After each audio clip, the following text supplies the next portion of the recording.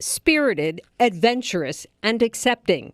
Just some of the words friends and family members used when they were asked to describe Levi Macheski. But if you're going to ask his mama, I would say that he was strong and confident, sassy, very sassy, extremely loving, caring, generous. Tricia Macheski says the son she adored was taken way too soon.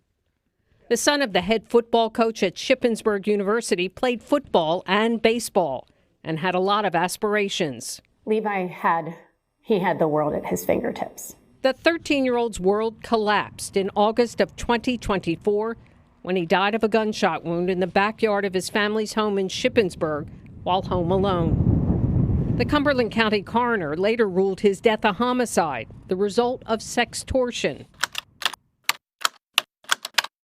Sextortion.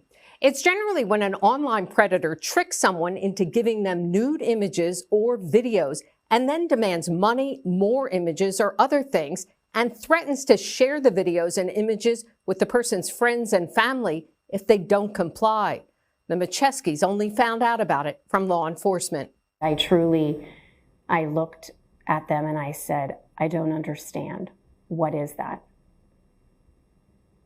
I didn't know there were predators lurking in every nook and cranny, in every corner of the internet, preying on teenage boys. The family has since learned a lot about the sinister side of sextortion. Tricia says Levi was connecting with friends on social media, but a person he encountered was anything but a friend. And in a short time, he was a victim of blackmail. Levi didn't do anything. They assaulted, traumatized, threatened him. It was trauma. An adult brain couldn't handle what he was given at age 13. Cumberland County District Attorney Sean McCormack wouldn't go into details of the case, which is under court seal, but he says there is still an active state police investigation. If we thought it was futile, that we would never be able to find anything, we certainly probably wouldn't still have an active investigation. Thank you for accepting and reciprocating the love of a lifetime. Tricia now talks to Levi in her journal. That was a week ago. And she urges other parents to open the lines of communication with their children. We have to be prepared to tell them the evil that's in the world. I mean, you and I both see toddlers holding phones and 7-year-olds on YouTube. Tears flow easily to this grieving mother, a role she never could have imagined. Tears are just grief. Grief is like love with nowhere to go.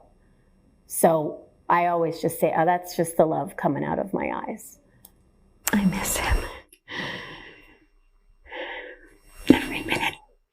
But this woman of faith is confident she will again see Levi. I know how the story ends.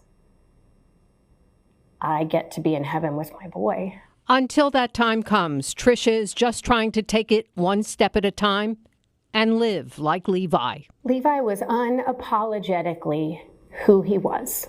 He could have a conversation with anyone. He could meet them right where they were, make them feel heard and loved. He was incredible. Susan Shapiro, WGAL News 8.